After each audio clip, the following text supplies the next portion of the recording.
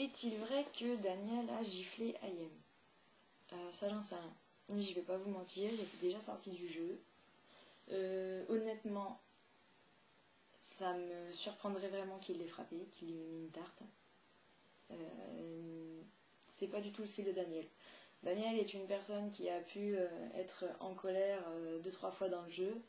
Pour ma part, quand j'ai eu une altercation avec Daniel, je l'ai poussé à bout, je l'ai vraiment cherché. J'ai agi, j'ai titillé la phobie de Daniel jusqu'à pousser le vice trop loin, donc qui a fait que ça l'a mis en transe. Bon, après on s'est expliqué, hein, je me suis excusée, Daniel est une personne que j'aime beaucoup. Après, de là à dire qu'il a giflé Ayem, non. Par contre, je pense que faut arrêter les conneries, quoi. Je pense pas qu'il l'ait frappé.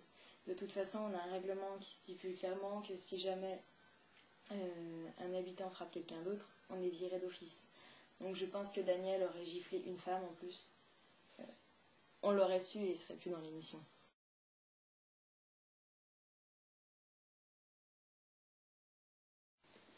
Donc Amandine, tu as posé vraiment une très très bonne question. Enfin d'ailleurs c'était pas vraiment une question, tu m'as plus mis un petit texte racontant donc un livre que tu aurais pu lire, qui a été écrit par Elisabeth, donc une candidate de Secret Story 3. Ce livre en question c'est celui-ci. Effectivement, donc ce qu'elle a pu raconter c'est son expérience personnelle, elle n'a rien inventé. J'ai moi-même commencé à le lire, j'ai été dégoûtée d'avoir eu ce bouquin entre les mains après ma sortie du jeu. J'aurais eu ce bouquin dans les papates avant de rentrer dans le jeu. Au moins j'aurais été au courant de plein de choses et j'aurais pu anticiper pas mal de trucs. Et en même temps j'aurais pu choisir déjà avec qui j'aurais travaillé avant et j'aurais pu préparer une petite sortie sympathique. Malheureusement, de toute façon, vu le secret que j'avais, je serais pas allée bien loin. Mais bon, ce bouquin, oui, est vrai. Pour dire ce que tu as pu lire, c'est vrai que la prod peut nous réveiller, peut nous appeler au confessionnal à n'importe quelle heure. Moi, ça m'est déjà arrivé de me coucher et je sais pas combien de temps après, le confessionnal qui m'appelle en me disant Julie, viens en interview, quoi. Donc ça fait que tu te pointes dans le confessionnal, la gueule en vrac. Pas maquillée, pas coiffée, avec la tête et qu'est-ce que vous me dites, complètement dans les vapes, donc oui, ça c'est vrai. Après la semaine d'isolement, oui, on arrive pour faire Secret Story, la dernière semaine, avant de rentrer dans l'émission, on est en isolement dans les banlieues parisiennes, ou dans Paris, dans un hôtel, avec pour les filles une nounou, et pour les garçons un agent de sécu. De là, on n'a plus de téléphone portable, on n'a plus le droit d'avoir des contacts avec nos proches et nos amis. On a le droit à 2 minutes de téléphone les 2 ou 3 premiers jours, sachant que ces 2 minutes-là sont sur haut-parleur. Après, même quand on va aux toilettes, on est surveillé, quand on prend la douche, on est surveillé, on n'a à aucun moment le droit d'être toute seule, on a un couvre-feu super tôt. Ça veut dire, genre à 21h, 21h30, on n'a plus le droit d'être dehors, on doit rester dans la chambre. On n'a pas le droit à la télé, on n'a pas le droit à la musique, on n'a pas le droit à Internet. T'as le droit à rien. T'as le droit juste de te regarder dans le blanc des yeux avec ta nounou, sachant que ta nounou est là pour te garder. Elle n'est pas là pour être ta pote. Donc tu n'as pas d'amitié à créer avec cette personne. Donc tu te retrouves à parler avec toi-même face à ton oreiller, parce que tu es dans le lit, il n'y a rien à faire. Et voilà. Après, moi je vous conseille vivement ce bouquin, donc je le remontre. Voilà, dedans vous allez vraiment savoir beaucoup de choses sur le jeu, sur la façon dont la production peut nous traiter. Dedans, vous saurez beaucoup de choses. Je regarde si je trouve la petite recette dans Démolition, comme il a été appelé dans le jeu là, qui est très très bien. Donc je cherche. Laissez-moi 2 secondes.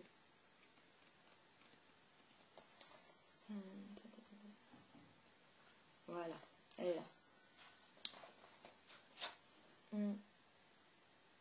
Non, je vais pas vous dire celle-là en fait. Parce que vous n'allez pas pouvoir comparer comme vous n'avez pas vécu ça. Mais voilà, je crois que c'est ça.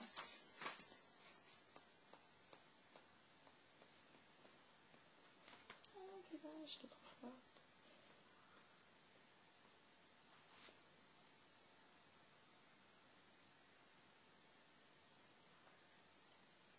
Attends.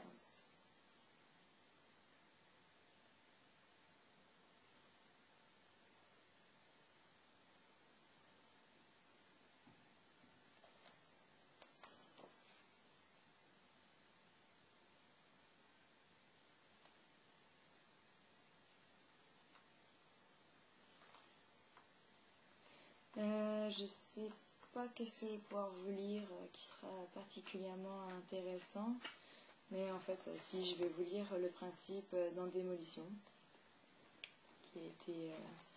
Donc, comment monter une entreprise d'endémolition? Donc, faites en sorte que les candidats ne soient pas trop vite en contact avec les personnes susceptibles de les influencer en dehors de la production. En fait, quand un candidat sort de Secret Story, donc il va sur l'after, on le bloque pour lui poser quelques questions en direct, et après il est attrapé par la prod sans qu'aucun autre candidat, personne ne puisse le prendre et lui parler. Comme cela, on ne peut pas lui dire quoi que ce soit. Donc, comme ça, il est le pantin de la prod, comme on peut dire. Donc, retenez les candidats tant que vous n'obtenez pas d'eux ce que vous désirez. Pour cela, différents moyens. Ne pas leur rendre les affaires personnelles aussitôt, tout particulièrement le téléphone. Procéder à un bourrage de crâne immédiat, sans attendre que les candidats aient repris leurs esprits. Donc moi j'y ai le droit. Proférer des menaces ou des intimidations, j'ai aussi le droit. Faire des promesses en tout genre, j'attends toujours, pour voir si c'est pas que des promesses. Et pour finir, cerise sur le gâteau, vous signez un papier comme quoi vous n'engagerez aucune poursuite contre nous en échange d'une oble de notre part. Bien sûr, merci. Bon, non, moi par contre, j'ai pas été jusqu'à signer ça et je n'ai pas touché d'argent avec eux. Juste les 300 € par semaine. Donc voilà, je vous conseille vivement ce bouquin, ça va pouvoir vraiment vous rappeler des trucs et avoir une vision autre que ce que vous avez pu voir dans Secret Story. Donc d'ailleurs, je vais vous raconter, je vais vous lire pour vous résumer l'entrée dans le jeu. Si je le trouve, bien sûr.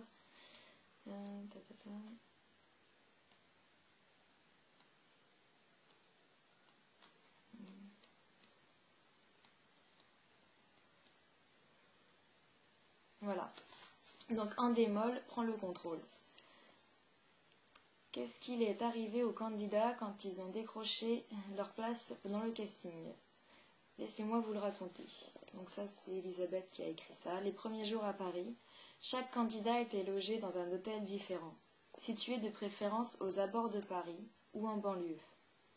Une nounou pour les filles et un garde du corps pour les garçons. Les présentations sont faites. Dans les chambres d'hôtel, un hôtel de luxe, pensez-vous? Que nenni, un hôtel lambda. Dès notre arrivée, notre téléphone portable nous a été confisqué. Tous les appels donnés se font en haut-parleur afin que notre accompagnateur puisse entendre les conversations. Ce cirque a duré 2 jours. Le troisième jour, le téléphone était carrément éteint et plus en notre possession.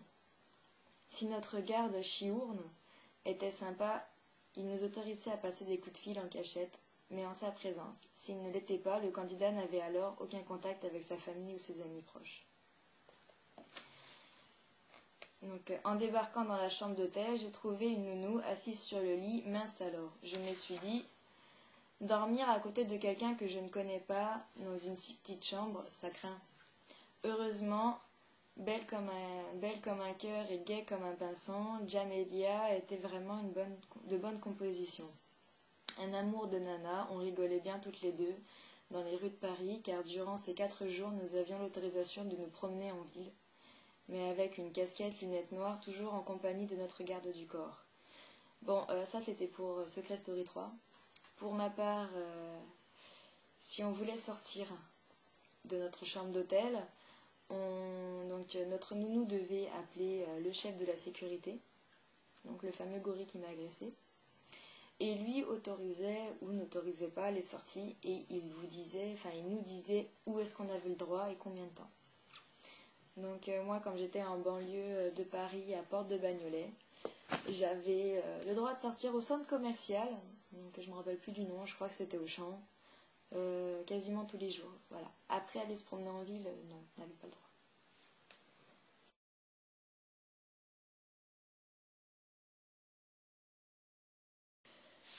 Alors, est-ce que c'est vrai que j'ai couché avec Géco et Anthony? J'ai dormi avec quasiment les trois quarts des candidats.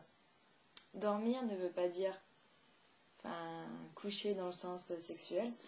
J'ai dormi avec Sabrina, j'ai dormi avec Morgane, j'ai dormi avec Rudy, j'ai dormi avec Géco et Anthony, j'ai dormi avec Zarco.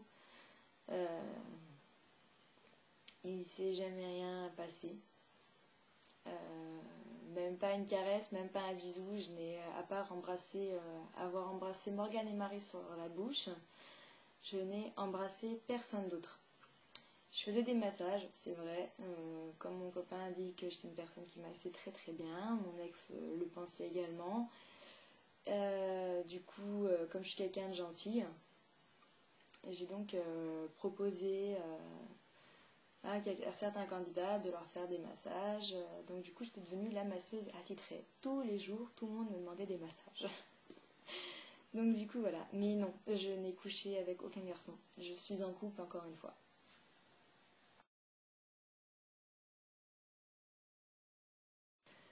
Alors, la pause CSA. On ne sait pas du tout si elle existait. On n'a aucune preuve, on n'a rien du tout qui montrait qu'on était en heure CSA. Donc ça se trouve, on n'y était pas du tout.